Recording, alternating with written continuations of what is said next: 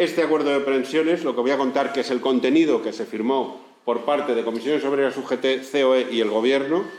Entró en el Parlamento primero en forma de anteproyecto de ley que presentó el Gobierno, tal cual se había firmado, y es lo que se está discutiendo en este momento en el Parlamento como proyecto de ley. Quiero decir con esto que puede que algunas de las cosas que salgan puedan ser modificadas en el trámite parlamentario. De momento, el Partido Popular y Vox pues, han presentado una enmienda a la totalidad. Los demás pues, están ahí discutiendo las cosas. Entonces, yo voy a contaros lo que se firmó, lo que está en este momento como proyecto de ley y os iré diciendo algunas cuestiones. Una cosa importante es que en este acuerdo hay una serie de aspectos que ya están incluidos, que ya están fijados, que ya están puestos y que ya son de aplicación, y hay otros que hay que desarrollar. Muchos de ellos hay que desarrollar.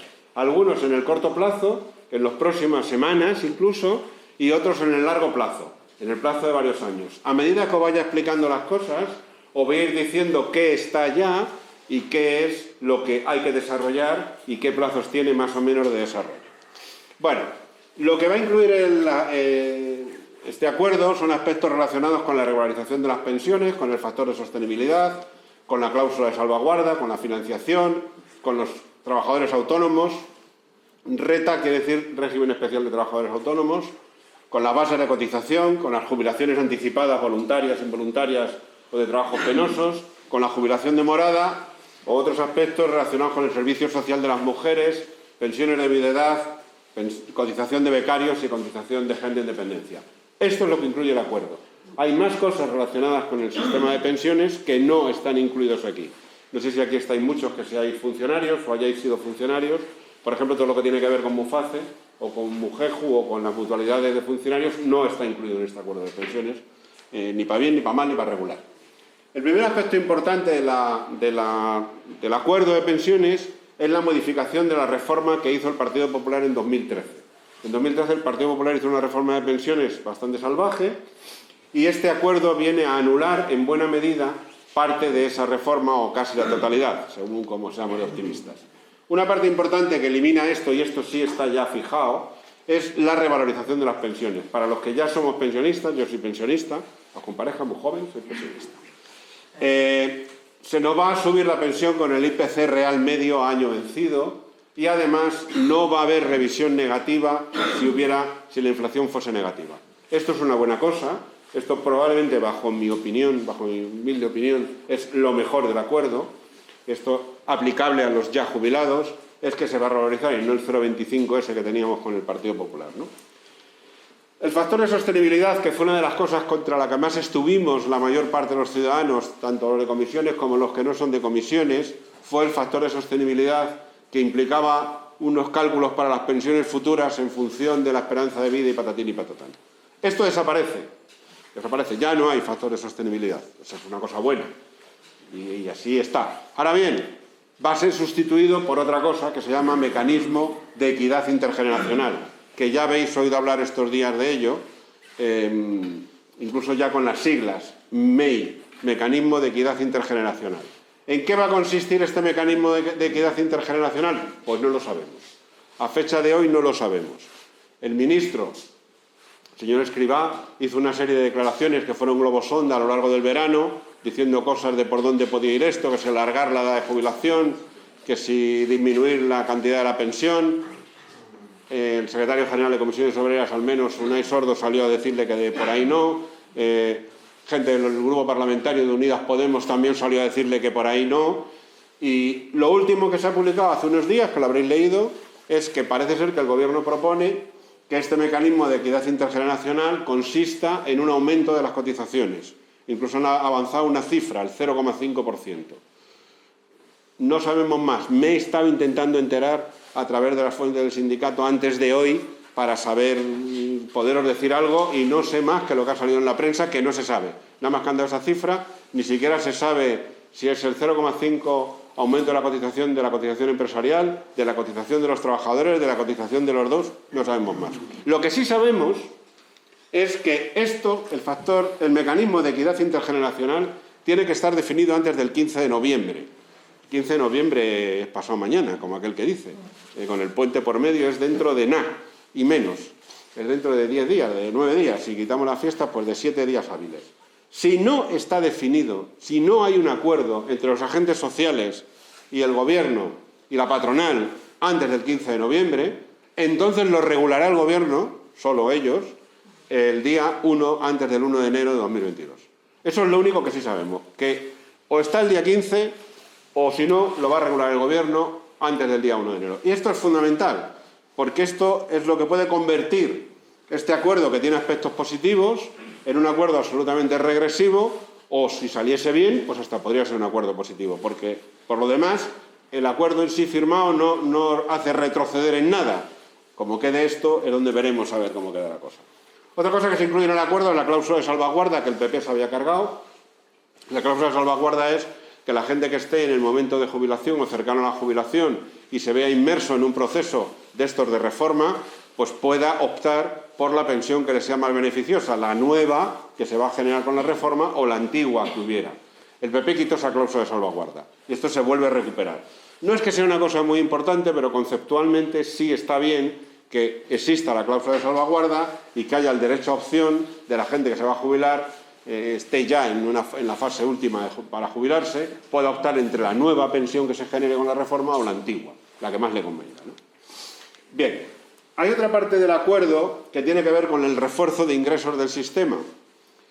En este caso, lo que se trata es de aumentar la cantidad de dinero que tiene que estar en el sistema de seguridad social. Se supone que va a haber una quiebra, o podría haber una quiebra, del sistema de seguridad social, de las pensiones, porque va a llegar a jubilarse lo que es mi generación. Aunque yo estoy jubilado un poco antes por una invalidez, pues la gente de mi edad, el baby boom va a llegar y como va a llegar, esto va a ser insostenible, eso nos cuentan. Lo que no cuentan, por cierto, es que igual que cuando lleguen a las pensiones van a ser muchos o vamos a ser muchos, previamente hemos sido muchos cotizando. Que hicimos, precisamente porque éramos muchos cotizando, no sé si os acordáis, se hizo una cosa que se llamaba fondo de reserva, técnicamente, la hucha de las pensiones, en palabras normales, que el señor Rajoy se gastó. Entonces, aquí lo que habíamos ahorrado, se lo han gastado. Entonces, eso estaba ahorrado precisamente para que cuando llegara el momento de no sé qué, tal y cual. Bueno, en cualquier caso, para que cuando llegue ese momento, que se supone que el máximo problema sería en 2050, se aumenta la financiación del sistema. Nosotros, para que os hagáis una idea, tenemos un gasto en pensiones que es del 10,6 del PIB, del Producto Interior Bruto. Europa tiene una media de gasto, los países de la Unión Europea, del 12,3. Estamos 2 puntos por detrás de la media europea. Estamos en el 10º lugar de Europa. Es decir, que la gente que dice que nos gastamos mucho en pensiones y que esto no puede ser y que el gobierno no tenía tal, pues no nos gastamos mucho en pensiones. Estamos en el 10º lugar de los países de nuestro entorno. Nos faltan 2 puntos del PIB, por lo menos, para llegar a la media europea. Y ¿por qué no un poco más arriba, no? Bien, en este acuerdo va a haber una transferencia del 2% del Producto Interior Bruto al sistema de pensiones. Transferencia directa a los presupuestos generales del Estado, que es lo que viene demandando una serie de gente, que es que parte de esa falta de dinero se transfiera con los presupuestos generales del Estado que salen de los impuestos de todos los españoles, entre ellos también de los que más dinero tienen. Lo que pasa es que esa transferencia es un listado concreto que va a unas cosas determinadas. No es un 2% a lo bruto, sino es a cosas determinadas. El listado es este, no sé si se ve bien. Hay 2 grupos, como veis aquí. La primera parte ya estaba y no tiene nada que ver con el acuerdo de pensiones firmado por comisiones UGT, el COE y el Gobierno, sino que la primera parte ya estaba incluida en los presupuestos generales del Estado debido a la presión de la parte del Gobierno que la forma Unidas Podemos. Eso presionó para que hubiera un aumento de una serie de gastos, transferencias al sistema de pensiones, que son todos los que figuran en la primera parte del cuadro. Y estos otros 3 o 4, son los que figuran, que se incorporan por el sistema del acuerdo que ha habido de este. Que no es mucho dinero, 2.010 millones, 3.900, pero tampoco es ninguna tontería, ¿eh? Es como media parte del PIB lo que aumenta esto. Insuficiente, dicen algunos, probablemente, pero más que lo que había antes, también. También se va a aumentar la financiación, el refuerzo de ingresos del sistema, y esto sí sería importante, por la cotización de los trabajadores autónomos. Trabajadores autónomos, sabéis que tenemos de 2 tipos, los falsos autónomos, que son trabajadores sobreexplotados, donde encima se tienen que pagar ellos la seguridad social. Ha estado de moda ahora con lo de los riders, los que van repartiendo en bicicleta. Pero vamos, yo que tengo ya unos años, cuando yo era joven ya existía esto, que yo tengo amigos que fueron lo que entonces llamaban mensajeros, que era la misma historia. y gente que trabajaban de repartidores de grandes empresas como Coca-Cola, que estaban dados de alta como autónomos que eran falsos autónomos. Bueno, eso es una cosa, y otros son los autónomos que son empresarios incluso con muchos trabajadores, más de los que parece, y esos no cotizan por lo que ganan. La idea es que se cotice por los ingresos reales de los autónomos.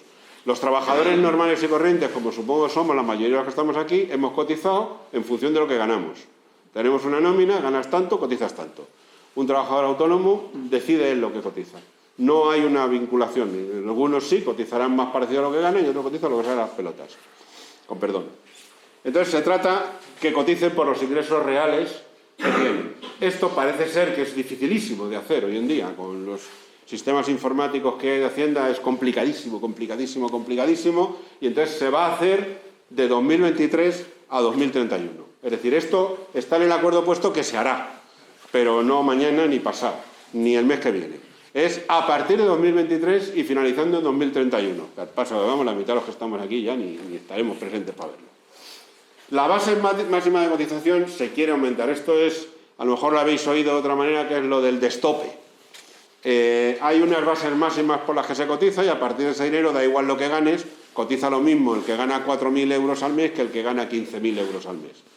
Entonces la idea es que se aumente, que se quite ese tope, que la gente que más gane sea la que más cotice. Esto es una cosa que está bien, pero no se aplica inmediatamente. Se enuncia que hay que hacerlo y se hará en la segunda fase de negociación que se llevará a lo largo de 2022. Es decir, esto ahora no está. Está la idea de que se tiene que hacer, pero se tiene que desarrollar en la segunda fase de negociación. ¿Cómo hacemos? Porque la patronal esto no quiere ni oír hablar de ello. Esto la idea es, ya digo, que la gente que más gana, pues cotice más, que el que gana 15.000 no cotice lo mismo que el que gana 4.000. Eso está bien, o sea, es una cosa, una medida que está bien, pero de momento está como está. Las jubilaciones. Hay pequeñas modificaciones respecto a lo de la jubilación. Yo esto no sé hasta dónde estáis informados y hago una pequeña explicación. En las jubilaciones anticipadas, la gente que se jubila antes de su edad de jubilación, hay de dos tipos. La anticipada voluntaria y la llamada anticipada involuntaria. La anticipada voluntaria es aquella persona que está trabajando, que está de alta, que está en activo y que en un momento dado decide voluntariamente, sin que nadie lo obligue, jubilarse antes del tiempo que le toca, porque esté cansado, por lo que sea. Eso se llama anticipada voluntaria. La anticipada involuntaria es la gente que se ve obligada a jubilarse sin querer jubilarse. Generalmente procedente de un despido.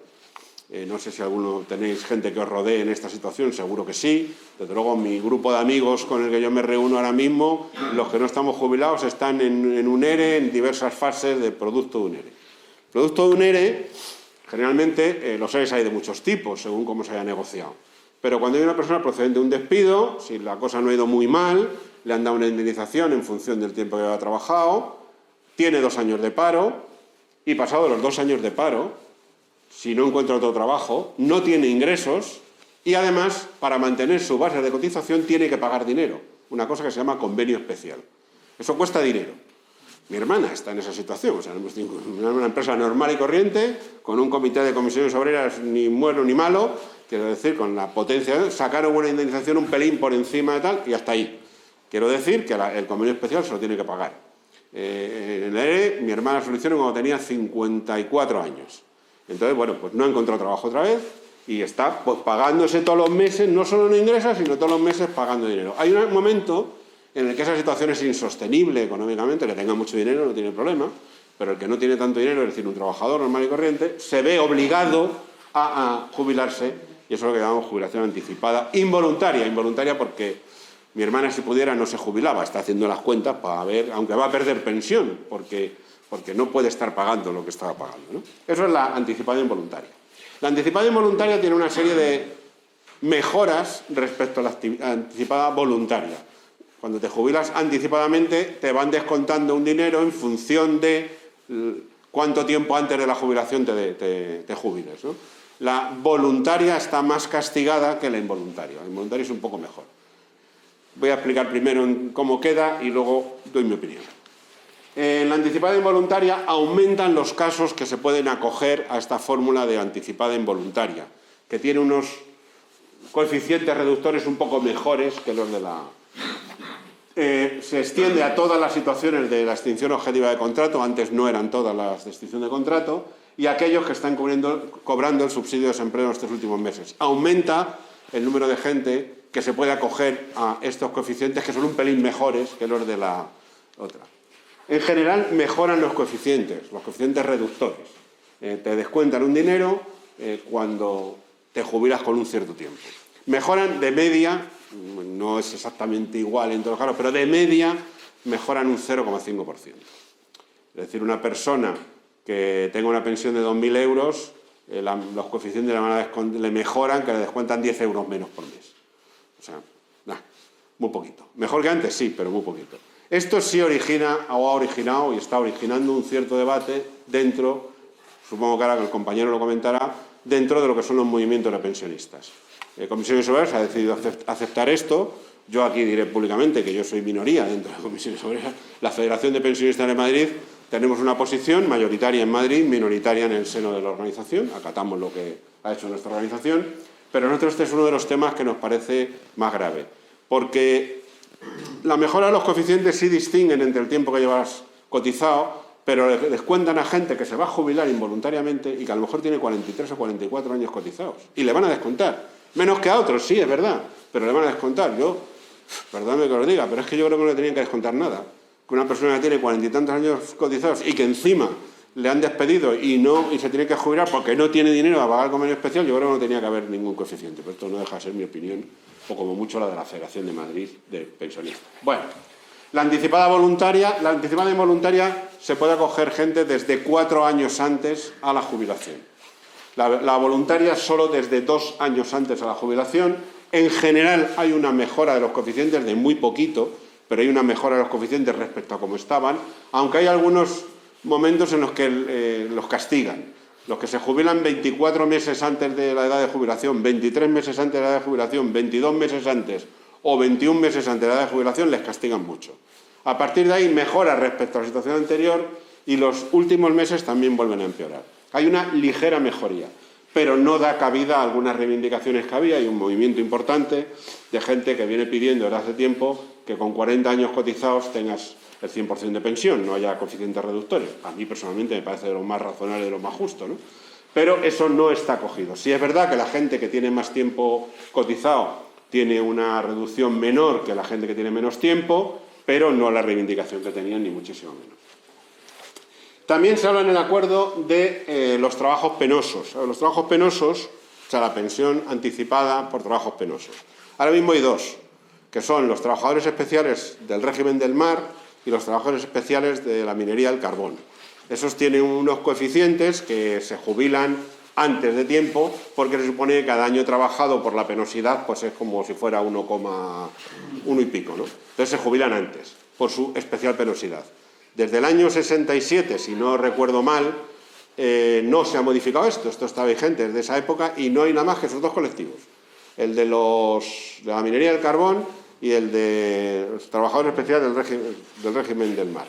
Claro, hay más gente que cree que está en situación de penosidad equivalente a esa y que también tiene derecho a que su jubilación sea de otra manera porque tienen un trabajo especialmente penoso. Yo soy de un colectivo de eso, o era de un colectivo de eso. Yo soy meteorólogo y nosotros trabajamos a turnos y los fines de semana y entonces es una de los muchos colectivos que hemos reivindicado eso. Pensad en la gente que trabaja en sanidad, por ejemplo, que hacen turnos festivos, nocturnos, en gente que hace turnos y además son trabajos duros. Aquí el compañero que ha sido bombero, pues gente que está apagando incendios o no sé qué y que encima está con los turnos y con tal. En fin, hay mucha gente, muchos colectivos que querrían acogerse a una cosa parecida. La lista es muy larga, ¿eh? Entonces, lo único que sí dice el acuerdo es que esto se va a desarrollar, porque ahora estaba como cerrado, aquí no entra ni Dios más. Entonces, así dice, se va a abrir, vamos a ver a quién, entonces se va a objetivar el proceso, es decir, a ver quién sí, quién no, vamos a establecer unos criterios objetivos, vamos a agilizar el proceso para pedirlo y vamos a incluir a gente nueva. Y esto se va a hacer mediante negociación colectiva, porque la lista de los que quieren entrar es muy larga. Entonces, lo que se van a establecer es unos criterios lo más objetivos posibles, negociados, para ver qué nuevos colectivos pueden estar ahí. Y luego se establece también en el acuerdo la jubilación demorada, que en este caso no solo no te descuentan, sino que te dan dinero de más. Si te quedan más años, te dan un 4%, no se ve bien, 4% cada año y un 2% más, que es un 6% por cada año que te quedas, si la carrera está incompleta, es decir, si no tienes el tiempo suficiente para cotizar, se te premia que te quedes un tiempo más y además así haces para cotizar. Este dinero de más se puede sumar a la pensión, que suma, si te faltaba tiempo, 4 más 2, un 6% más, o te lo pueden dar en una cantidad alto alzado, en función de lo que piensen que vas a vivir. Generalmente es preferible que te lo sumen a la pensión. El sindicato está recomendando eso, aunque eso, la vida de cada uno es la que es. ¿Qué más aspectos hay incluidos en el acuerdo? Ya he contado los más importantes. Se establece la equiparación de la pensión de viudedad de las parejas de hecho con los matrimonios. Esto realmente ya lo veníamos ganando en los juzgados, se venía ganando tradicionalmente, entonces, bueno, pues está bien, ¿no? Porque es mejor que esté puesto en una ley a que tengas que estar reclamándolo ahí permanentemente, pero vamos, que ya se venía ganando en los juzgados. Se tiene que revisar en los próximos 6 meses cómo va haciéndose este tipo de cuestiones. La cotización de los becarios, esto sí es una cosa importante bajo mi punto de vista. Sabéis un poco, probablemente todos tenéis algún conocido, hijo, sobrino, primo, vecino, que ha sido, es o ha sido becario. Hace unos años lo de los becarios ni cotizaban ni nada que se le parezca. Y ya poco a poco hemos ido ganando posiciones, han ido ganando demandas y hoy en día, en general, hay excepciones, sí suelen cotizar los becarios por el dinero que están cobrando como beca. La idea es que se les cuente como cotizado si demuestran que estuvieron contratados como becarios cuando no se cotizaba. La idea es intentar que eso cuente para cotización. No está claro si como base reguladora, cantidad para calcular la futura pensión, o al menos como tiempo cotizado a efectos de tener el tiempo necesario para la pensión. Esto se tiene que desarrollar en los próximos 3 meses, en esa segunda fase de la negociación que se inicia a partir de enero. Bueno, otra cosa que se introduce es la equiparación del servicio social de las mujeres que hicieron el servicio social con el servicio militar de los hombres para completar periodos de cotización. A ver, los hombres hasta un determinado momento hacían a la fuerza el servicio militar y durante un tiempo eso se computaba como tiempo trabajado a efectos del cálculo de pensión. Luego se redujo y se computaban solo 9 meses para tal. Luego se redujo aún más y se computaban 9 meses, pero si te faltaba tiempo para obtener a los hombres, a las mujeres no. Entonces a las mujeres el equivalente que se les ha ocurrido a alguien es el servicio social. Entonces computar el servicio social realizado, como se computa el servicio militar, si te falta tiempo para la pensión. Esto es una medida más simbólica que real.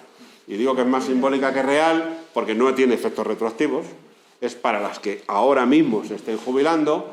El servicio social desapareció el 1 de diciembre de 1978 y ya en los últimos años de su vigencia, 76, 77, no lo hacía casi nadie. O sea, yo he hecho una pequeña encuesta, yo tenía 18 años cuando pasó eso, el 1 de enero de 1978, he hecho una encuesta entre mis amigas, familia, primas de más o menos mi edad, y ninguna ha hecho servicio social. Hubo alguna, porque anteriormente a eso, en plena dictadura, era obligatorio para entrar, primero fue obligatorio para entrar a la universidad, luego fue obligatorio para salir de la universidad, para tener el título, era obligatorio para tener el carnet de conducir, para poder optar al pasaporte, en fin, una serie de cosas. Pero ya en esos últimos años del franquismo, primero la transición, como le queréis llamar cada uno, es decir, estoy hablando después de la muerte de Franco, 75, 76, 77, ya se pensaba que aquello no... A ver, cuando se murió Franco, en la universidad, en cualquier carrera, en físicas, había 3 asignaturas que eran religión, educación física y formación del espíritu nacional. Eso estaba en la universidad y desapareció en el 70, cuando yo entré ya no estaba. Y en esos años se pensó que el servicio social iba a llevar el mismo camino. Hubo alguna que otra que lo hizo, pues no sé, pues por razones de estas de la vida, pero en general no lo hizo casi ninguna. Sería, hoy en día, esto es aplicable a mujeres que en este momento tengan 62, 63, 64, 65 años, de las que tienen esa edad, la mayoría no lo hicieron, porque las que vienen detrás ya seguro que no lo hicieron, porque se quitó. Y las que son más mayores, pues ya se han jubilado y ya no les vale esto. Con lo cual es pues una medida más, ya digo, no sé, simbólica, si queréis decirlo, pero bueno, yo siempre digo lo mismo, si le sirve a 4 mujeres en toda España para poder acceder a la jubilación, bienvenido sea. Esto sí es más importante. Una medida que no está, pero que hay que desarrollar en los próximos 6 meses, en la siguiente fase de negociación, es que se le mantenga la base de cotización a las personas que reducen su base de cotización porque reducen su tiempo de trabajo por el cuidado de familiares, por razones de dependencia. Cuando una persona, generalmente una mujer, cuida porque es así, la mayor parte de las personas que cuidan a familiares son mujeres, no suele haber hombres, pero vamos, si fuera un hombre también se le aplicaría, reduce su sueldo, reduce su base de cotización. Entonces la idea es que no se reduzca la base de cotización, se mantenga la base de cotización aunque haya reducido su sueldo. A mí esto sí me parece que es una cosa que está bien, pero insisto, se tiene que desarrollar en los próximos 6 meses.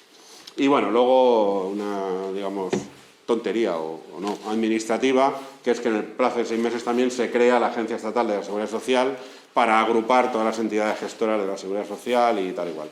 Esto es, bueno, a mí no me parece que sea de calado, pero que sepáis que se ha decidido que se va a crear una agencia estatal con la ley de agencias estatales de la Administración del Estado, que permite tener ingresos a las agencias estatales. Yo trabajaba en AEMET y se creó como agencia estatal, y desde que esa agencia estatal tiene capacidad de tener ingresos. Correos se convirtió en una agencia estatal y veis lo que es la oficina de Correos, que a duras penas logras ver que allí se pueden mandar y recibir certificados, que te venden cualquier cosa, ¿eh? Unos pendientes, un mechero, unos libros, unos papeles, pues eso, me veo yo en la oficina de Seguridad Social vendiendo, vaya usted a saber qué. Y nada más, yo no sé si os ha aburrido mucho, esto es el resumen de lo que hay. Ahora, en el debate, si queréis preguntar eso, pues ya comentamos más cosas.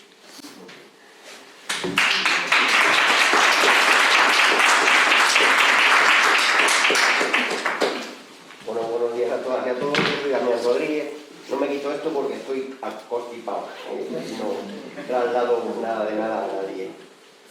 Bueno, para que me veáis la cara, soy así. Vale, bien. Digamos que, bueno, agradezco a Modesto su explicación y agradezco a las compañeras y los compañeros que nos han invitado, pues, vuestra invitación y la posibilidad de debatir, ¿no? Obviamente, no estamos de acuerdo con la posición que acaba de manifestar el compañero. Yo soy de la Coordinadora Estatal de la Defensa de las Pensiones Públicas, de COESPE. Sabéis que llevamos, pues, por lo menos 4 años sistemáticamente en las calles, ¿no? Los lunes en las plazas, con concentraciones, manifestaciones, actos de todo tipo y tal. Bueno, hay cosas que me parecen... El acuerdo no es en su totalidad negativo, porque no se puede negativizar de tal manera el acuerdo que para decir esta afirmación, pero algunos de los contenidos pues no nos parecen absolutamente nada positivos, ¿no? Y ahora explicaré algunos. Tampoco quiero pormenorizar porque lo primero que tengo que decir es que el acuerdo es acuerdo, pero como ha dicho el compañero, está en proceso de discusión en un proyecto de ley, que veremos cómo sale. Eso es lo primero, lo fundamental. Porque en estos momentos la información que yo tengo, en nombre de la coordinadora, lógicamente, es que no hay mayoría en el gobierno para poder sacar esa ley y ese acuerdo, porque hay contenidos de ese acuerdo que hay grupos políticos de los que apoyan al gobierno que han enmendado ese acuerdo y el proyecto de ley, y lo han enmendado en elementos muy importantes para las personas pensionistas y para los futuros pensionistas.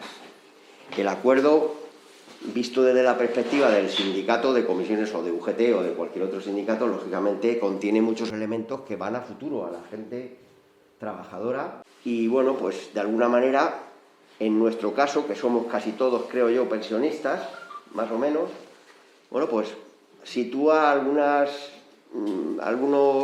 circunstancias de las que tenemos, no de manera más negativa de la que teníamos, es decir, de alguna manera más. Hay una cosa que yo no estoy de acuerdo con Modesto, claramente. No se va a subir las pensiones con arreglo al IPC real. Esto no lo garantiza nadie en el acuerdo. Y si digo algo que no sea verdad, que se me explique por qué, no sé si me entenderéis. Es decir, noviembre, el IPC absolutamente disparado, todo el mundo lo sabemos, ¿no? Que está totalmente disparado, combustibles, en fin, electricidad, productos de primera necesidad, tal, está todo disparado. Veremos a ver porque todavía no se sabe, hay mucha especulación, pero no sabemos cuánto van a subir las pensiones. Supuestamente se nos dice que hay una cantidad aproximada de un 2 y pico % y tal, y eso no es una subida real, según el IPC, eso es una realidad absolutamente evidente. Para las contributivas, pero ya para las no contributivas, para las pensiones de viudedad, para las pensiones de orfandad, para toda una serie de componentes de las no contributivas, ya ni os digo que ni se aproximan al salario mínimo interprofesional, ni Cristo que lo fundó, vamos, ya veremos a ver, ¿eh? Por lo tanto, no se puede afirmar tan rotundamente que las pensiones van a subir según el IPC real, porque no es verdad. No es verdad, lo primero. Bueno, ahí queda. Luego hay otra serie de componentes que, bueno, lo ha dicho Modesto. Y yo agradezco su sinceridad, ¿no? También es cierto que lo que ha dicho es que la Federación de Madrid está en minoría con respecto a la Organización Estatal de Comisiones Obreras en pensionistas y, por lo tanto, digamos que asumen el acuerdo, pero no están de acuerdo en Madrid. Bien, dicho esto, también digo, el acuerdo parte de una situación de correlación de fuerzas. Todos y todas sabéis aquí de lo que hablo. La correlación de fuerzas es la correlación de fuerzas entre empresarios y trabajadores, entre movimientos sociales o sindicales y patronales y gobierno. La correlación de fuerzas en estos momentos es bastante negativa con respecto a la población y a los poderes financieros. Y todavía se ha aumentado mucho más por el tema de la pandemia. Hay un déficit total y absoluto de transparencia, de conocimiento de los contenidos, de control de la negociación, incluso de la posibilidad de firmar o no un acuerdo de estas características por parte de las organizaciones sindicales. Yo he sido de comisiones obreras y sigo siendo de comisiones obreras toda mi vida, ¿eh? No os creáis que estoy hablando como un elemento subversivo de derechas. No. No. Y además he sido responsable de comisiones obreras durante muchos años en un sector a nivel internacional y estatal y regional. Es decir, que no soy sospechoso de ser, creo yo, una persona de derechas, ¿eh? Entonces, esos procesos de negociación que están dando son absolutamente están condicionados por la falta de fuerza de los movimientos sindicales. ¿Dónde ha habido una manifestación desde hace por lo menos 2 años de los movimientos sindicales en favor de el mantenimiento del sistema público de pensiones intergeneracional, interterritorial, todo esto que hemos hablado? El sistema actual, compañeras y compañeros, va a ser modificado por este acuerdo. Va a ser modificado. Nos dicen que es por condicionamiento de la Unión Europea y de los fondos económicos y tal, pero vamos a ver. Por un lado nos dicen eso, pero por otro lado nos dicen lo contrario, que no van a estar condicionados los acuerdos de la reforma laboral ni el acuerdo de pensiones por esos fondos. ¿En qué quedamos? A ver, ¿en qué quedamos?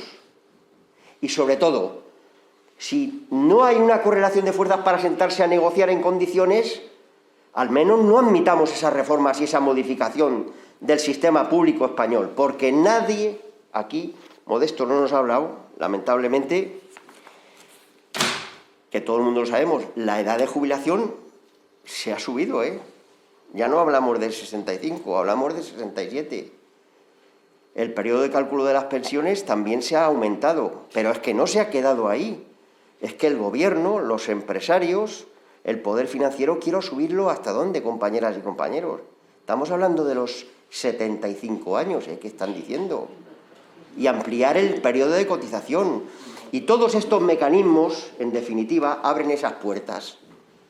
Porque en la medida de que se aceptan estos acuerdos, es que se pierde capacidad de negociación y de movilización.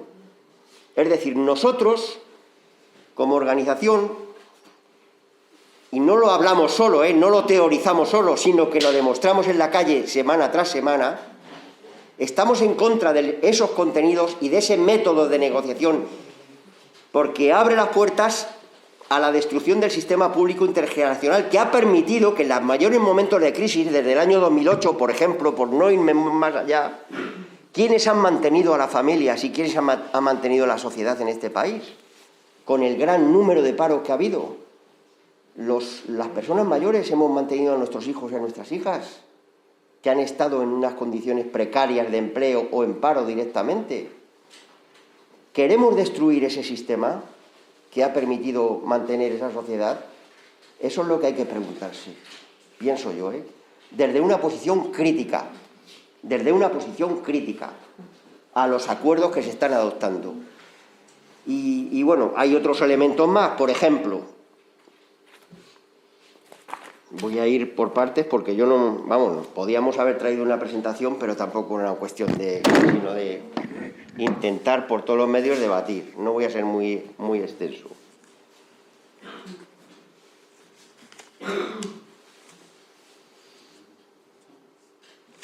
Bueno, se ha hablado aquí, y en ese sentido tampoco estoy de acuerdo con Modesto, aunque respeto su opinión, pero no estoy de acuerdo en que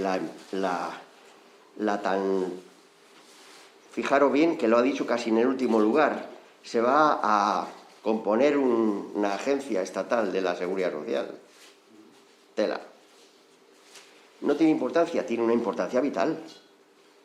Porque ligado a la agencia estatal de la Seguridad Social que se va a formar, nadie nos ha hablado aquí hasta el momento de que en los presupuestos y en los acuerdos que se están desarrollando se mete el elemento de la privatización de parte de las pensiones públicas a través de la negociación colectiva con los planes privados de empresa. Tela marinera. El bombazo que se da al sistema público. Porque parte de nuestras cotizaciones de trabajadores y trabajadoras y parte de todo el componente social que existe en las empresas, es decir, la cotización de los trabajadores y trabajadoras que son nuestros, que no es de ningún gobierno, se va a destinar a las empresas privadas, a las entidades aseguradoras y a la banca a través de la negociación colectiva de las empresas, de tal manera que solo podrán acceder, entre otras cosas, como elementos negativos, aquellos que tengan capacidad económica. No sé si me entenderéis, es decir, tú vas a llegar a un acuerdo de una gran empresa, efectivamente, en una gran empresa, de hacerte un plan de privado de pensiones, con una parte de tu salario que va a ir destinado a eso, que ya existen en la administración pública y en algunas regiones existen estos planes privados, que por cierto han sido un fracaso sistemático, porque no redundan en mejoras de pensiones, porque además se van a freír monas, digamos, esos fondos, porque el capital financiero, los especuladores especulan con esos fondos y se van a freír monas esos planes. Es decir, nadie nos habla de eso, habéis observado, nadie habla de eso.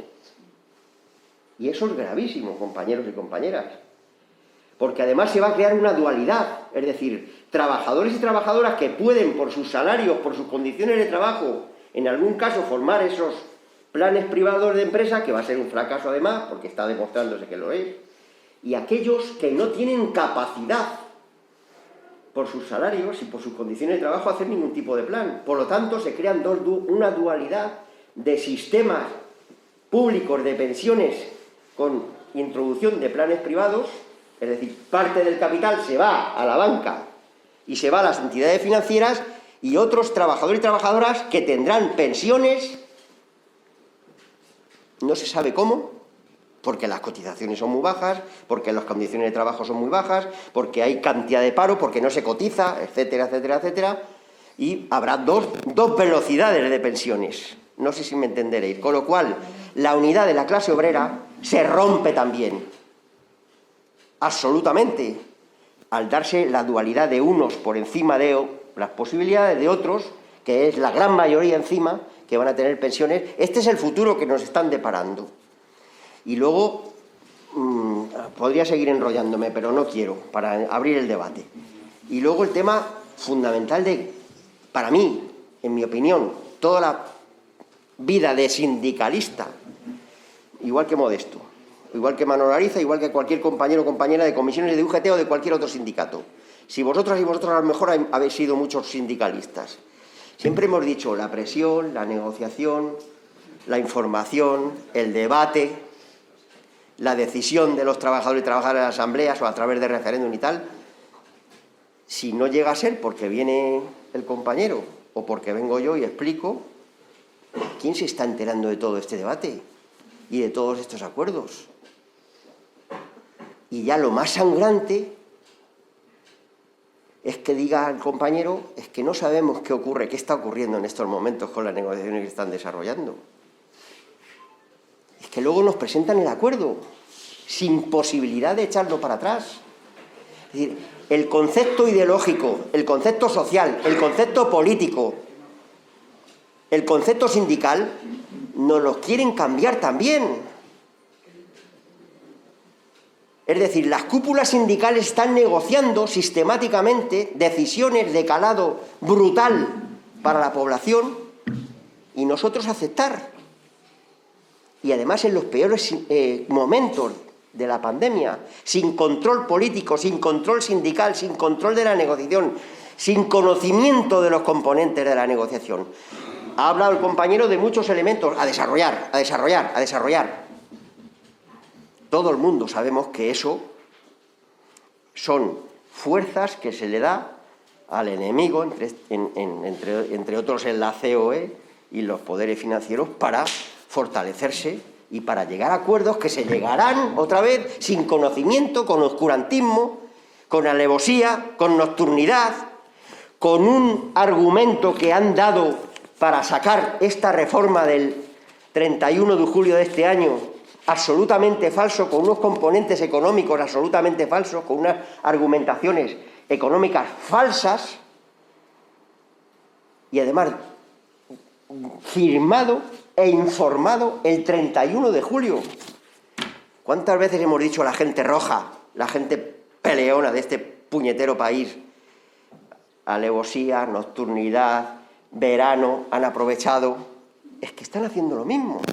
El 31 de julio, cuando todo el mundo, después de la pandemia que hemos sufrido brutal, estábamos como locos y como locas por irnos de casa un rato a tomar el aire, sin capacidad de movilización, sin conocimiento.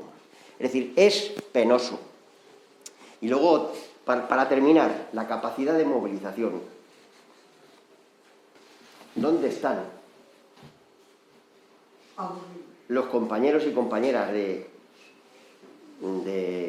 las organizaciones sindicales dirigentes, no de la base, porque yo creo que la base está donde tiene que estar, en la calle? Lo demostramos el día 16 de noviembre, recordar que hubo casi 30.000 personas en Madrid, pensionistas de todo el país. Lo volvimos a demostrar el día 20, que presentamos más de 1 millón de firmas en defensa de las pensiones públicas y casi 300.000 firmas en defensa de la auditoría pública de la Seguridad Social, porque están hablando de que resulta, y es que se me viene a la cabeza sistemáticamente datos. El sistema de pensiones está en crisis. ¿No lo habéis oído en los últimos años? Ahora ya no está en crisis. Pensemos un poquito. ¿Por qué se inyecta ahora, este primer año, 22.000 millones de euros al sistema público de pensiones? ¿Por qué se garantiza supuestamente el inyectar desde los presupuestos del Estado al sistema público dinero para garantizar el equilibrio? Porque hemos estado en la calle, compañeras y compañeros, porque hemos recogido cantidad de miles de firmas en defensa de que se establezca una auditoría pública de la Seguridad Social que determine que los gastos impropios que se han utilizado por este gobierno y otros gobiernos, sobre todo el PP, que destruyó la hucha de pensiones de una manera lamentable, de 66.000 millones se pasó a 2.000 millones este año. Y una de las recomendaciones que el MEI que hablaba, el mecanismo intergeneracional de solidaridad, yo no sé qué nombre le han puesto, pueden vestirlo de mono, de mona, de lo que quieran, pero mono se queda, hablan de que van a reconstituir la hucha de las pensiones, como si garantizásemos nosotros y nosotras en una supuesta firma que el futuro de este país va a estar controlado por un gobierno progresista que va a garantizar la hucha de las pensiones. Como si el futuro no determinara que lo mismo cambia el carácter político del gobierno y que una vez más la puñetera derecha se lo gastará en lo que le dé la gana. Pero ¿cómo? Y además sacado de nuevo la hucha de las pensiones del salario de los trabajadores y trabajadoras otra vez.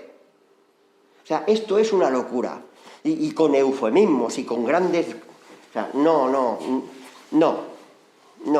Es decir, si hay una capacidad de parar esto, de reformar esta reforma o contrarreforma, de modificar alguno de los contenidos, tiene que ser con la pelea en la calle, con el debate. Entonces, por ejemplo, el día 13 tenemos de nuevo una concentración desde Cibeles al Congreso.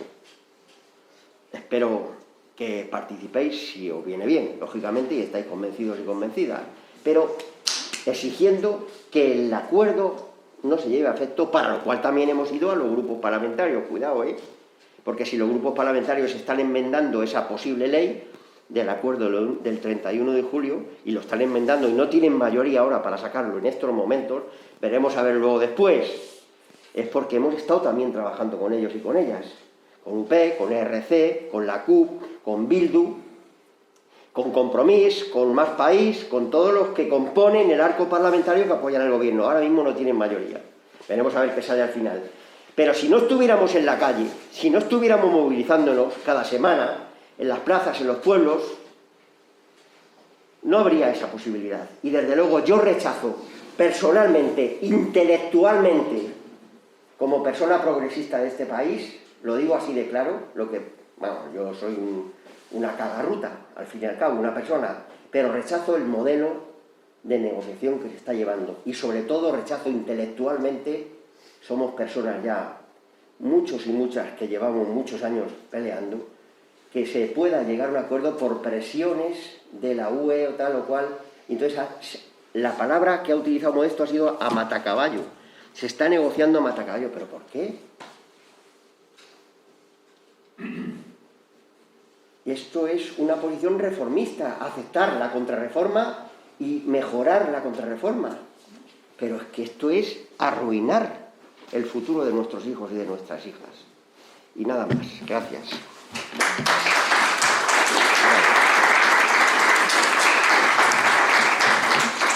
Pues si queréis, intervenís y preguntáis y lo que sepamos contestar, contestaremos, lógicamente.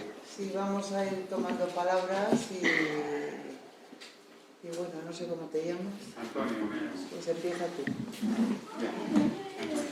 Oye, para terminar, yo, todo mi respeto a Modesto, yo critico las ideas, no las personas,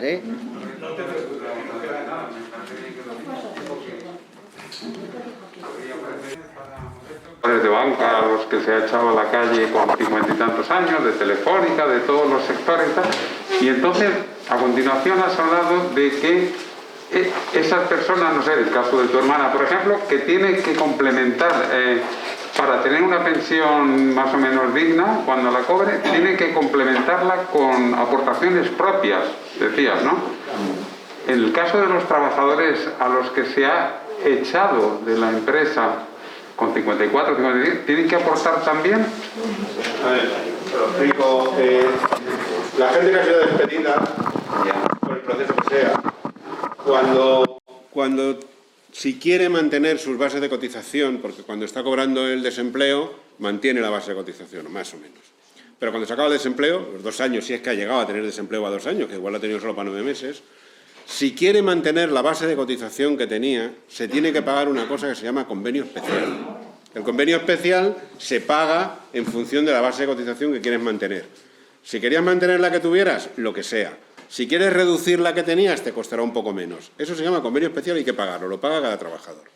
En muchos procesos de ERE, si son de los buenos, digamos, teniendo en cuenta que un ERE nunca es bueno porque te han despedido, de los mejores, vamos a decirlo así, o de los menos malos, en el acuerdo, a veces en el ERE está el despido, el dinero que te tienen que dar por despido, que hay uno que fija la ley y que en la negociación se puede mejorar y que te den un poquito más, porque si para que te den lo de la ley ya me contarás que hace falta.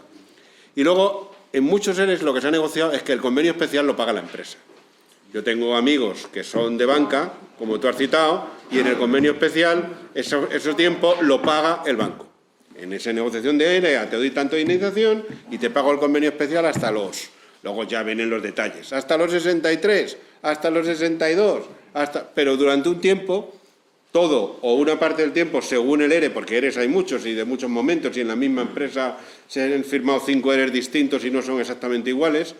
En general, con todas las excepciones que habrá, en banca, en telefónica, en las grandes empresas, se paga, el convenio especial lo paga la empresa.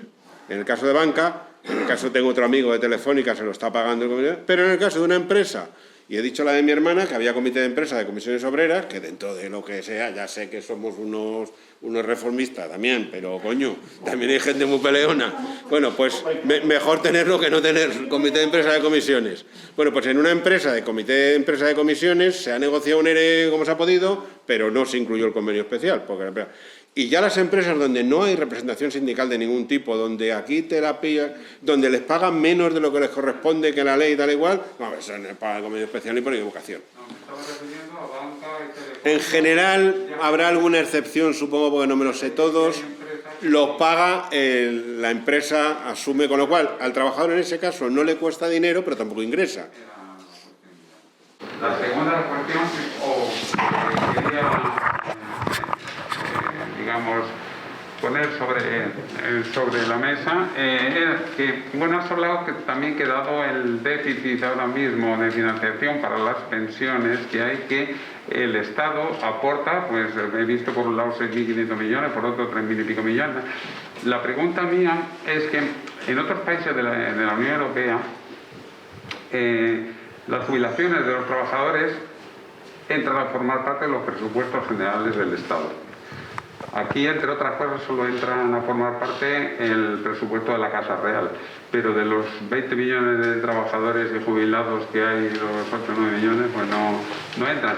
Nunca se ha planteado que entren en los presupuestos generales del Estado las pensiones de los trabajadores y ahí se incorporen también, por supuesto, las aportaciones de trabajadores y empresarios como ingreso para los presupuestos generales del Estado, como se incluyen los impuestos que pagamos todos los ciudadanos. Entonces, nunca, Te respondo, también a lo mejor también. Vamos a ver, una cosa que voy a decir clara, por si van saliendo más temas. El que el sistema de pensiones sea sostenible o no, el que tengamos un sistema de pensiones digno de tal nombre o no, es una decisión política. O sea, eso es una decisión así. Aquí no es una cuestión económica, matemática, no. Hemos decidido tener sistema de pensiones, se decidió después de la Segunda Guerra Mundial que en general se tenía sistemas universales de pensiones, pues por una serie de razones para que no volviera a pasar lo que había pasado. Es una decisión política. Y los que están en contra políticamente. Entonces, si se quiere, se tiene. Aquí no hay nada insostenible, ni hay nada que no sé qué, se tiene. En efecto, en muchos países, sí, claro que ha estado en el debate. De hecho, hay mucha gente que plantea, yo personalmente sería de esos, de los que creo que en efecto los presupuestos generales del Estado tienen que ser de los que paguen ese tipo de cosas. Y cualquier agujero que pueda haber o cualquier mejora, si no basta con las cotizaciones, sea pagado a través de los impuestos generales del Estado. Me da igual la fórmula, pero que sea dinero del Estado, de los impuestos que paga todo el mundo, entre ellos los que no necesitan pensión para nada. También querría otro sistema impositivo diferente. Pero sí, claro que se plantea. No en el momento, pero se plantea, y hay gente que lo está planteando, dentro y fuera de comisiones obreras. Gente que lo plantea. Fuera son más que los que somos dentro. Nosotros estamos absolutamente de acuerdo con la posición que acaba de fijar el compañero con respecto al tema de la financiación, digamos, del sistema público de pensiones español. Es decir, que por qué no, si falta dinero en un momento determinado, a través del mecanismo que se decida, que lo paguen los presupuestos generales del Estado. Hay muchos mecanismos, además, financieros me refiero. Y efectivamente lo que dice el compañero es una decisión política, tener un sistema público de pensiones, sí, pero también tiene connotaciones económicas importantísimas. Y de la política surge la economía, pero en el caso actual es que estamos sustituyendo la política por la economía. Ese es el kit de la cuestión. Los poderes financieros están ganando a la política y a los políticos, y por lo tanto están destruyendo el sistema público de pensiones español. Eso es una reflexión que cada uno de nosotras y de nosotros tenemos que hacernos. Las medidas que están tomando garantizan el sistema público de pensiones. Ya no hablo de nosotros y de nosotras, que tenemos más o menos garantizada nuestra pensión, ¿no? Baja, alta o lo que sea, que la tenemos. Por ahora la tenemos. El problema es, de verdad, nuestros hijos, nuestras hijas, nuestros nietos, nuestras nietas, ¿tendrán ese sistema? Con estas medidas no la tendrán. No lo tendrán. Entonces la política no gana, gana la economía. Los grandes financieros, la gran banca, que están como locos de meter mano. Y Y hay una serie de cuestiones elementales que no se están resolviendo, sino que se están estableciendo mecanismos para romper el sistema, claramente. Los sistemas privados de pensiones, a través de la negociación colectiva, es terrible. La propia constitución del Instituto de la Seguridad Social también lo es, porque van a gestionar los dineros de las cotizaciones y pueden abrir la posibilidad a que esos planes de pensiones privados que se establezcan o que existan también los gestionen. Y ahí se creará un cambalache total. Entonces, digamos que nosotros desde luego esto no lo admitimos. Sí seguimos peleando, otra cosa es que lo consigamos, pero desde luego no vamos a parar. No vamos a parar porque no hemos parado. Incluso la propia pandemia, como sabréis, la primera concentración que se dio en Madrid al salir de la pandemia fue la de los pensionistas, que lo hicimos el 29 de junio del año 2020, que fuimos 800, que nosotros nos quedamos sorprendidísimos por el miedo que estábamos todo el mundo. Pero vamos, esa fue la primera, ha seguido el día 16, el día 20, el día 13, veremos a ver si más adelante, que tendremos de nuevo, y todos los lunes, bueno, todas las semanas en las plazas, porque en Madrid somos los lunes o los miércoles segundos de cada mes los que nos vamos al Congreso, pero en el resto del Estado, pues todos los días la tienen. Ahora mismo abro el WhatsApp y es que están manifestándose en Rota, en no sé dónde, los pensionistas. Bueno, si no fuera por nosotras y por nosotros, lo digo de verdad, y esto es un orgullo del que puedo decir que estoy, bueno, pues estaríamos en otras circunstancias de la reforma. En fin. Hola, gracias a ambos por habernos aportado luz y datos sobre este tema. Sobre todo, yo estoy particularmente, personalmente, más de acuerdo con el compañero de COESPE que con las posiciones de Modesto. Y lo que quería resaltar y contar era mi experiencia en un tema que ahora veo la importancia que tiene después del tiempo que ha pasado, que es sobre las aportaciones de las empresas a través de los convenios colectivos a los fondos privados de pensiones. Yo viví ese momento, ya llevo jubilada 8 años. Cuando yo me jubilé, unos años antes, Comisiones y UGT aprobaron en nuestro convenio colectivo, que era una gran empresa, con grandes posibilidades, y nos hicieron planes privados de pensiones. Curiosamente, las aportaciones que supuestamente hacía la empresa a estos planes privados de pensiones salían de la misma masa salarial, es decir, que nos lo pagábamos nosotros. Pero bueno, en aquel momento la verdad es que estábamos todos muy contentos y aquello se vendió y lo recibimos como un gran logro de la lucha sindical.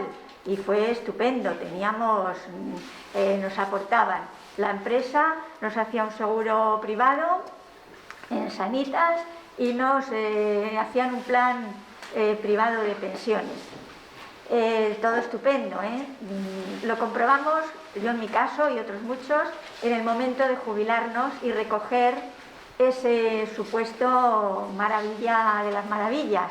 Sobre todo porque además, por lo menos en mi caso, coincidió con la crisis financiera, el fondo maravilloso en el que iba con todas las garantías de que era el mejor fondo de pensiones del mundo mundial, porque iba subiendo y ahí veíamos todos la panacea y qué bien nos lo vamos a pasar, luego recibiendo dinero.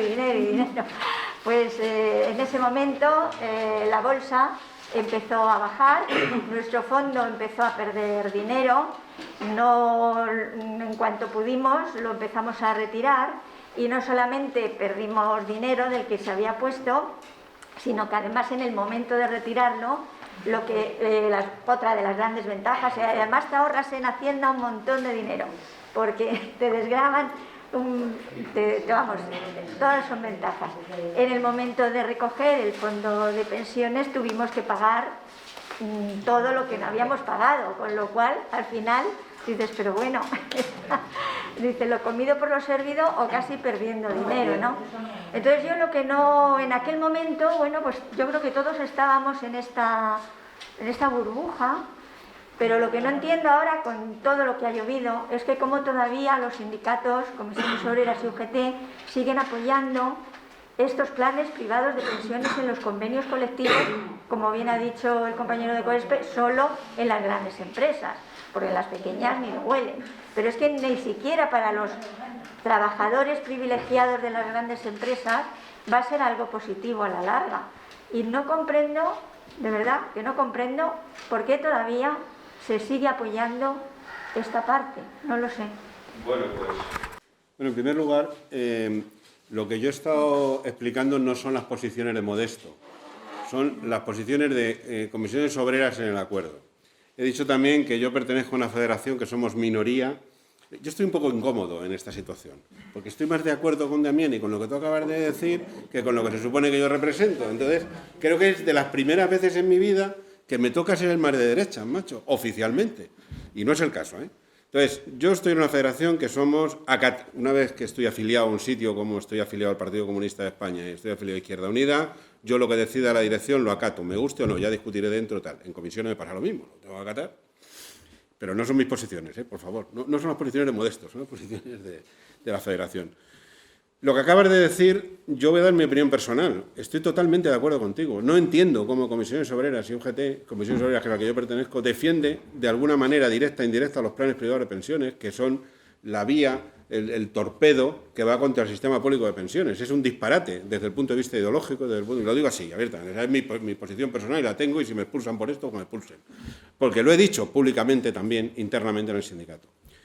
Yo soy de la Administración Pública, de la Administración del Estado. Nos hicieron también un plan de pensiones, con mi voto en contra. Que entonces yo estaba en órganos de dirección de comisiones obreras y voté en contra de eso y dije básicamente lo que acabo de decir. Esto es un disparate que filosófica e ideológicamente va en contra de lo que se supone que defendemos, que son los sistemas públicos de pensiones. De lo que me alegro infinito es que ha sido un fracaso estrepitoso, como muy bien ha explicado el compañero. Un fracaso estrepitoso. Según estaba él hablando, me habéis visto cogido el móvil, no por hacer una falta de educación para ver qué me habían puesto en el Twitter y en el Instagram. No, es porque leí un artículo antes de ayer, si no recuerdo mal, en el diario.es y quería refrescar los números. Porque a mí los números me gustan, yo soy de ciencias y los números me gustan mucho. Es un artículo que venía hace 2 días, en el diario.es, que decía que los planes de pensiones están bajando y patatín y patatán. Y venían los datos. El año pasado se aportaron a los planes de pensiones en España 1.500 millones, 1.575 millones de euros. Me voy a ver cuánta gente tiene planes privados de pensiones y hay 7,5 millones de personas que tienen planes privados de pensiones. Si divides 1.575 millones de euros entre 7,5 millones de personas, sale que cada una de esas personas ha aportado 200 euros en un año a los planes de pensiones. No sé qué pensión piensa que les va a quedar. Porque con esto de los planes de pensiones, lo que tú dices, compañera, tienes toda la razón del mundo. En un momento dado se vendió una moto que yo me descomponía. He discutido yo con compañeros míos de trabajo, los que no son de comisiones, bueno, pero con compañeros de comisiones también, que yo les decía, ¿pero vosotros qué os creéis que es un plan de pensiones? ¿Un árbol que lo plantas y da dinero? Pues no, no es un árbol que lo plantas y da dinero. Y les hacía las cuentas, que ya os digo, a mí me gusta mucho hacer números. Imagínate que tú te vas a jubilar con 65 años, aunque ahora es verdad que son 67, que tienes una esperanza de vida hasta los 90. Vas a vivir 25 años y quieres tener un complemento de pensión o una pensión a secas de 1.000 euros mensuales, en 14 pagas. Tengo hechas las cuentas. Tendrías que tener ahorrados 350.000 euros para que tengas una pensión de 1.000 euros. Si no tienes ahorrados 350.000 euros, los planes de pensiones lo que son es una manera de ahorrar beneficiada fiscalmente, siempre y cuando lo utilices para la pensión. Porque si no lo utilizas para la pensión, si no lo utilizas para la pensión, todo lo que te han descontado lo tienes que volver a pagar. Con lo cual, lo único es un sistema de ahorro entonces tendrías que ahorrar ese dinero, si quieres un pelín menos, para garantizar que tienes una pensión de 1.000. Si quieres que sea de 500 euros, tienes que ahorrar 175.000 euros. No sé la capacidad de ahorro que tenéis los de aquí. Desde luego, yo no tengo esa capacidad de ahorro. Con lo cual, son una falacia, es para unas pocas personas. En el diario monárquico El País viene de vez en cuando un anuncio, y en el 5 días viene un anuncio precisamente de planes de pensiones y habla, ¿tienes 350.000 euros? Te facilitamos un plan de pensiones, pero tienes que tener 350.000 euros. Entonces, yo lo que me hacía cruces es decir, pero vamos a ver, estos planes de pensiones es el que nos obligaron a hacer, porque yo no me pude salir de él, el que nos obligaron a hacer, en mi caso, en la Administración General del Estado, empresa grande, comisiones obreras y UGT lo firmaron, el dinero que se nos va quitando de la masa salarial, ¿qué te crees tú que te va a generar? Y aunque tú metas dinero, si tendrías que meter, les hacía esta cuenta, tendrías que meter mensualmente no sé cuánto dinero para que tuvieras una hipotética futura pensión. No, la gente no sé, tal igual. Claro, ¿qué ha pasado? Los que no han metido dinero o los que han metido un poco de dinero. ¿Tú sabes cuánto me quedó a mí cuando rescaté? Porque yo me he jubilado por una invalidez y rescaté mi plan de pensiones. Yo soy de un grupo A1 de la administración, que dentro de eso soy de los que más ganaba, ¿eh? Pues después de no sé si eran 12 o 13 años que llevaba, como yo no había puesto ni un duro, pues rescaté 700 euros del plan de pensiones. Esto me contará qué pensión iba a hacer yo. Pero es que, aunque yo hubiera tenido dinero para meterlo porque yo hubiera sido un creyente de los planes de pensiones, ¿cuánto dinero tendría que haber metido? Pues lo que os he dicho antes, 200.000, 300.000, 150.000 euros. Con lo cual, los planes de pensiones de las empresas están fracasando porque la gente no mete dinero de más. Se lo quitan de la masa salarial, que en el caso de los bancos es una cachondada, con perdón, porque los bancos venden planes de pensiones. Entonces es como si trabajas en una fábrica de chorizos y parte del dinero te lo dan en salchichón. En vez del sueldo te dicen tanto sueldo y tanto salchichón. Pues el banco te dice tanto el sueldo, porque eso es parte de tu sueldo, y tanto te lo meto en un plan de pensiones. Un plan de pensiones que cuando lo vas a rescatar se queda en nada. Porque entre que tal y que cual, lo que ha dicho ella, pues o incluso aunque se quedara una cierta cantidad, eso no da para... O sea, los planes de pensiones aquí son van a ser un fracaso, lo están siendo, porque no, salvo para unas poquitas personas. ¿Por qué no? Porque aquí la gente ha metido el plan de pensiones, la gente que tenía algo de dinero ahorrado, pero no mucho, no para tener una pensión, que tampoco le daba para comprarse un piso, vamos a decirlo abiertamente, ni un apartamento en la playa, lo ha metido en el plan de pensiones porque le decían que le desgravaba el 15% de Hacienda. Y eso es lo que ha hecho la gente. Y cuando ha venido la hora de la verdad, pues ni 15% ni usted, pues encima han tenido que devolver. Con lo cual, hubo un momento que todo el mundo hacía planes de pensiones con 2 millones de pesetas de las de entonces, es decir, 12.000 euros, 15.000 euros, no iba a generar nada. Yo creo que eso era un fracaso, pero tienes razón en cómo hace Comisiones Obreras defendiendo eso. Pues yo me lo pregunto también y a veces he estado a punto de irme por cosas como esas, sí. Más no te puedo decir. Teoría, Modesto, no te lo digo aquí. En este caso yo no me refiero a Modesto como responsable de nada. Es decir, me refiero a Modesto como compañero y además que cuando nos hemos quitado la máscara nos hemos reconocido, porque nos conocíamos ya de antes, ¿no? Yo tengo una teoría, vamos, no la tengo yo, la tiene mucha gente. El tema de los planes de pensiones privados, además de todo lo que habéis dicho, que tenéis toda la razón, es que es una fuente de financiación para los aparatos. Tras. El problema de el sindicalismo, yo he sido sindicalista toda la vida, hasta que me jubilé. Incluso después de jubilado han seguido contando conmigo para muchas cosas. Es que el problema de los sindicalistas, del sindicalismo, no de los sindicalistas, mentira, del sindicalismo es que se va transformando también entre el sindicalismo de las empresas, de los trabajadores y trabajadoras, representantes sindicales, de los afiliados y afiliadas y tal, y el sindicalismo de los aparatos sindicales, que trabajan. Es su modo de vida, es una reflexión personal que hago. Y el problema es que, como dice la Belén Esteban, yo por mi trabajo mato. Entonces, mato, me refiero que mato al que tenga que ponerse. Yo me tengo que financiar mi salario, mi trabajo, mi garantía de vida, mi pensión. Por lo tanto, hay una fuente de financiación, ahí voy, y es un error manifiesto. Manifiesto. Es decir, yo creo en la necesidad de que haya estructura sindical, que haya organización robusta, fuerte, de haya estructuras, que haya dirigentes, que haya dirigidos, que haya comités, no lo dudo. Pero hay un componente que cada día se va aumentando y es que están necesitando garantizar su futuro. Los aparatos crecen, los aparatos deciden, los aparatos negocian, los aparatos, pero al final, ¿y los sindicalistas de las empresas qué pasa? Y las sindicalistas. ¿Y la base sindical qué pasa? Pues resulta que es que yo he estado, 100 años de sindicalista y en mi empresa, que era de la administración pública también, teníamos el 60% de la afiliación de los que trabajábamos, mujeres y hombres, y ahora, 8 años después de que me he ido de allí, pues es que hay un 10% de afiliación, o sea, es terrible. No, era una pregunta que Que ya te la aclaraba, vale, pues José. Felicitaros a los dos expositores que de una manera clara, brillante, con discrepancias, pero llegan especialmente a las personas que poco conocemos. Y yo saludo, felicito al señor, no sé su nombre, Damián, en cuanto dice de que se tiene que tomar las calles.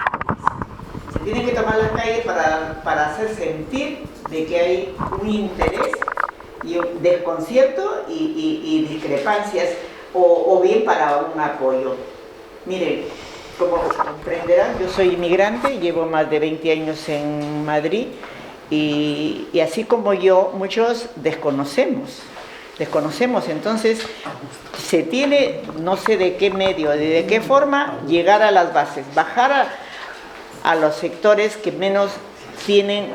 Yo no le digo que esté impedido, simplemente por falta a veces de comunicación. A mí me han comunicado, he estado enferma, pero sin embargo he hecho un alto y digo, ¿puedo caminar? Entonces he convocado a 2 paisanas más que están acá y así sucesivamente se puede hacer el efecto multiplicador, no necesariamente de que esté ligado a un partido, porque esto al final y al cabo es la persona, es el ser humano el que se beneficia con un derecho tan grande como son las pensiones. Yo quería preguntarle al expositor Modesto en lo que se refiere, por ejemplo, a uniones de hecho, creo que me ha mencionado usted. Eso es muy importante porque dentro del grupo de inmigrantes, digo grupo porque no somos tantos, pero tampoco somos insignificantes, se desconoce. Entonces, poco tengo que sumar, simplemente mi abstracción, mi asombro, que uno cree que los que están o los que llevan años en el mundo del sindicato y con cargos pues no lo saben todo y que lo van a hacer lo mejor. Anoche tenía una curiosidad y quería ver a Yolanda Díaz, porque es una mujer que está arrasando y causa emoción escucharla. Y créanme que no pude, porque en todo lo que yo ponía de ella estaba como suprimido, que no se puede leer, que no se puede. Entonces, mire, no hay que ser muy inteligente para darse cuenta que hay una fuerza detrás que tratan de que no salga lo que ella de una manera, yo creo que saludable, progresista, trata de decir las cosas y sobre todo educada. Muchas gracias a Podemos, a Izquierda Unida, a ustedes, que es mi motivo de inspiración y no lo duden, que trataré dentro del mundo que me rodea y de mi gremio dar a conocer que estamos muy escasos de aproximarnos en los conocimientos elementales del mundo laboral y sobre todo de las pensiones, que les toca a mí en el camino y muchos. Muchas gracias y nada más, no me quiero extender. Gracias.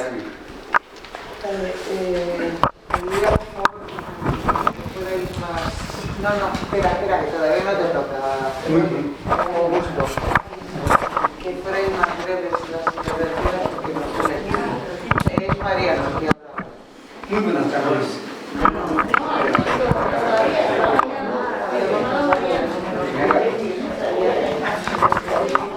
Si queréis alguna palabra más, pedirla porque ya vamos a cerrar el turno. Vale, Mariano. Bueno, pues muchas gracias por la organización de este acto. Yo creo que este tipo de actos es cada vez más necesario. El debate que podemos tener entre unos y otros, pues yo creo que podemos, por lo menos, percibiendo hacia dónde debemos ir. Yo creo que el tema son las pensiones, la seguridad social, es un tema muy antiguo. Desde que se iniciaron los movimientos, aquellos que trajeron precisamente pues todo el tema de la seguridad social, las mutuas, ha ido evolucionando a lo largo del tiempo y lógicamente con vaivenes. Ha habido momentos en los que, yo me acuerdo cuando yo empecé a trabajar hace ya bastante tiempo, pues que había un mundo de mutuas, había un montón de mutuas profesionales. Y de la noche a la mañana se decidió que las mutuas eran totalmente inservibles, que tenían unos déficits tremendos, y se decidió que todo pasara a la seguridad social. Con lo cual hubo un problema importante porque efectivamente el gasto, pues, se asumía el gasto de alguien que no había cotizado nunca a la seguridad social y que además no traía nada, no traía su bolsa. Por lo tanto, es un debate que ha ido evolucionando a lo largo del tiempo. Hoy estamos en una situación en la que estamos en las reformas, o sea, la del 11, la del 13, la que pueda haber ahora. Esto, evidentemente, siempre hay que meterlo dentro de un contexto de la situación política y económica. Yo estoy totalmente de acuerdo con lo que estabais diciendo antes los dos. Es decir, es que cualquier proceso, incluso en el mundo laboral, la negociación colectiva siempre tiene que estar contextualizada a una situación económica, en principio, y política, porque siempre va unida a ambas cosas. No me voy a enrollar, no voy a entrar a detalles, solamente decir, yo soy de comisiones obreras, yo también pertenezco a la administración del Estado y desde luego el tema del fondo de pensiones, eso es un fraude total. El fondo de pensiones, porque, entre otras cosas, no se ha dado por parte de los trabajadores, es que se ha recibido de los presupuestos generales del Estado. No ha habido aportación del trabajador. Para mí eso es un fraude y estoy totalmente de acuerdo con Modesto y yo siempre he estado en contra de ese famoso plan de pensiones. Pero aparte de eso, a mí lo que me preocupa en este momento es la situación, porque hay una reforma. ¿Cuál es lo que se está vendiendo? Yo entiendo que la reforma se trata de vender dos productos. Uno, que hay una revalorización de las pensiones distinta a la que había o la que se había establecido Rajoy. Totalmente de acuerdo con que no es la de la pérdida del IPC real, sino que es la media. ¿Mejora la situación anterior? Sí, pero evidentemente no es la de el IPC real que se va a producir en noviembre. Por lo tanto, no se puede decir que se puede garantizar el poder adquisitivo. Desde mi punto de vista no se garantiza. Pero bueno, hay una mejora, evidentemente. Y eso a los actuales pensionistas, lógicamente, les preocupa. Les preocupa su nivel de vida, en fin, los gastos que tiene, etc. Y luego, el otro tema que para mí es importante, pero que no se toca, es cuál es el futuro inmediato. O sea, cuál es el futuro a medio y largo plazo. Porque estamos viendo a todos nuestros hijos con unas retribuciones, el que las tenga, si tiene trabajo, en la que prácticamente los sueldos son miserables y por lo tanto, con el actual sistema, ¿qué pensión tendrán ellos en el futuro? A mí me preocupa eso, porque parece como que el debate de los pensionistas, o una reforma de las pensiones, solo se debe centrar en atender a los actuales pensionistas. Pero es que el problema es lo que viene detrás. Lo que viene detrás es muy importante y hay que recuperar al movimiento, dentro del movimiento obrero, por supuesto, pero también al conjunto del sector, pues que está a lo mejor entre 18 y 50 años, para que realmente debatan este tipo de cuestiones, porque es lo que por ello ya no se cree lo de las pensiones. La gente joven no se cree, percibe que no va a tener derecho a una pensión, y eso es muy grave, y eso es uno de los objetivos que teníamos que tener. Y finalizo. Yo soy sindicalista, también como Modesto, pertenezco a un sector minoritario, y ese es uno de los problemas que tenemos en los sindicatos. Porque sí, decimos los sindicatos, las cúpulas, tal, totalmente de acuerdo, compañeros. Pero ¿qué hacemos los que estamos afiliados en un sindicato tragando con esa situación? ¿Por qué no conseguimos que la mayoría de los afiliados tengan una visión progresista y de clase? Y luego a nivel político, 3/4 de lo mismo, porque esto hay un componente sindical que son de los agentes sociales participando en la negociación, pero luego está la parte política. ¿Realmente no creemos que tenemos una correlación de fuerzas de la leche a nivel político en este país? Porque yo creo que no. Yo creo que hay un déficit.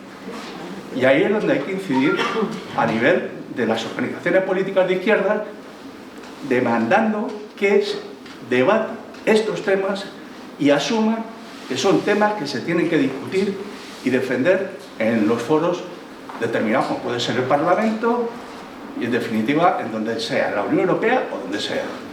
Por lo tanto, yo creo que habría que hacer una autocrítica desde el punto de vista de los que componen y están afiliados a los sindicatos de clase, que no todos son de clase. Los convenios internacionales. Yo soy un inmigrante, como tal vez muchos de acá de ustedes también han inmigrado y han estado en diferentes países del mundo y han trabajado y han cotizado sus seguridad sociales. Nosotros, yo soy de Perú, llevo más de 30 años en España, pero siempre me gusta estar luchando porque veo que no se respetan los convenios. Muchos hemos cotizado nuestras seguridades sociales en mi país. Yo le digo, en mi país yo coticé 24 años. Inmigré acá a España y he seguido cotizando gracias porque conseguí mi residencia y comencé a cotizar. Pero analizamos al final que muchas personas que en estos momentos veo a nivel de América pasan momentos muy críticos y duros. No lo reconocen tal vez sus seguridades sociales. Yo no lo sé. ¿Qué es lo que sucede? Y eso quisiera, como también decirlo, los amigos de la derecha explotan a mucha gente que trabaja más en el servicio de hogar y no le pagan su seguridad social.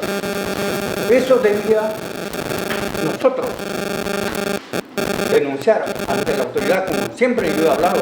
Yo también soy integrante de Unidos Podemos y siempre he hablado que se debe juzgar y ver por qué muchas personas que más son mujeres no cotizan la seguridad social y todos trabajan explotados por esos señores que le dan el trabajo. Por eso les digo, es momento, yo cotizo mi seguridad social, pero sé, de acuerdo a los años traídos hasta España, de acuerdo a la moneda, no da.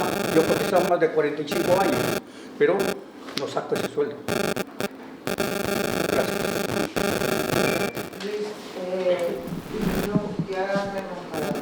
Les damos después de Luis la palabra a los ponentes, bueno, a Damián como me lo ha pedido y tú porque te has comido. Agradeceros a todas y a todos vuestra asistencia, de verdad. Espera, que va Luis primero y luego vale. cerramos, ¿vale? Vale, perdón. Disculpa. Muchas gracias a los dos por vuestra asistencia y por vuestros comentarios. Y lo único que quería comentaros era el tema de las pensiones que estáis hablando de llevar de los presupuestos generales del Estado a lo que es el fondo, a las pensiones, para que se suban las pensiones. Ahí lo que pasa es que hay el problema del presupuesto.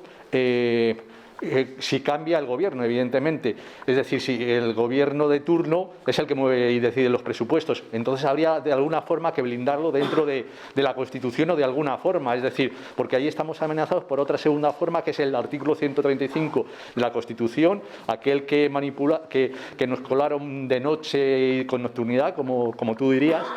Porque, claro, ahí prima el pago de la deuda sobre cualquier elemento, ya sea educación, ya sea pensiones, etcétera, etcétera. Entonces, yo creo que o se blinda de alguna forma ese traspaso de fondos desde los presupuestos generales del Estado a la Tesorería de Seguridad Social, o cualquier gobierno de turno que vuelva, sobre todo de la derecha, va a tirarlo abajo.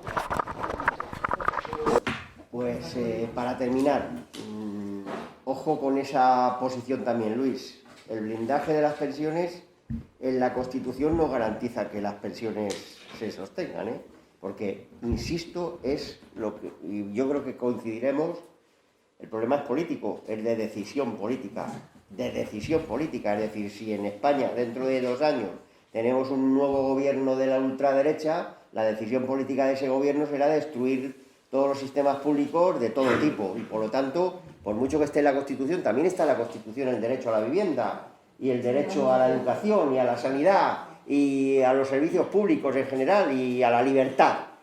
y sin embargo lo tenemos cercenado y cada día peor. Es decir, cuidado, es decir, hay que intentar por todos los medios que efectivamente haya derechos, porque es mucho mejor tener derechos y defender esos derechos y exigir que se cumplan los derechos que no tenerlos, no cabe duda. Y si tenemos una constitución democrática, mejor que mejor, no cabe duda también. Lo digo para que nadie tenga dudas. Pero cuidado con las posiciones. Por ejemplo, ahora mismo, el mismo día 13, en la Puerta del Sol ha convocado a la BER, que ahora resulta que ahora sale una organización de pensionistas que dice que tiene miles de afiliados y tal y cual, a la calle, en Sol, además incluyendo la toma del Reina Sofía, que tiene narices, que quite esa bandera también a determinada fuerza política que se llama UP, se van hasta el Reina Sofía a reivindicar que la Constitución blinde las pensiones. Y engaña a la gente. Y la engaña. Porque claro, la gente es verdad que quiere eso, y yo también. Pero el problema no es el blindaje, el estar en un articulado de la Constitución, sino la intención política de manejar ese asunto. Bien, dicho esto, para dejar claro esto, termino, como empecé hace un momento, agradeceros a todos y a todas vuestra asistencia, de verdad lo digo, y también os digo que si queréis alguno o alguna tener información de COESPE, de Madrid, de la Coper Madrid, pues que hay compañeras y compañeros aquí de Coper Madrid, de la zona centro, digamos de la Almendra Central, que si queréis, aquí dejo un papel, por si queréis, o un número de WhatsApp o un correo electrónico, y que os informaremos sistemáticamente, porque nosotros vamos creando organización, plataformas. Yo vivo en Aluche, tenemos una plataforma impresionante en Aluche Latina, pero también tenemos en Zona Centro, en Chamberí, en Lavapiés vamos a formar, en pueblos de Madrid, en Carabanchel, en Fuencarral, etcétera, etcétera. Es decir, que si queréis, apuntáis vuestros teléfonos, si queréis, vuestro nombre y tal, y os conectamos y os mandamos información. ¿Vale? Bueno, muchas gracias a todas y a todos. Bueno, yo nada más que agradeceros vuestra asistencia y bueno, no voy a comentar. Si acaso una pequeña cosa del último compañero que ha intervenido. A ver, estos acuerdos, los que vengan, los que hubo, no garantizan nada, ¿eh? O sea, aquí cualquier cambio de gobierno, esto, aunque se plante en forma de ley, y la ley sea, porque lo que reconocerá la subida del IPC será la ley que se apruebe, no lo que hay ahora mismo tal. Pero es igual, mañana viene otro gobierno y lo quita. Eso tenemos que tenerlo claro. Los derechos, pero sean laborales, se aprobó un estatuto de los trabajadores cuando yo era joven, que yo estuve en contra de aquel estatuto de los trabajadores y me manifesté en contra, me parecía una basura y que no garantizaba nada. ¿Y quién lo pillará ahora? Han ido cambiando las leyes, y no solo el Partido Popular, no solo el Partido Popular, han ido cambiando las leyes, y aquí lo único que garantiza los derechos es la tensión permanente y el estar, como decía el compañero, en la calle, porque si no, que nadie piense que, ay, vamos a firmar una cosa que nos lo blinde y nos olvidamos ya para los restos, ya nos retiramos a casa, nos dedicamos al Instagram y ya. No. Como no estemos ahí peleando, lo ganado lo perdemos y no ganaremos cosas nuevas. Y bueno, nada más. Muchas gracias por haber asistido y haber aguantado.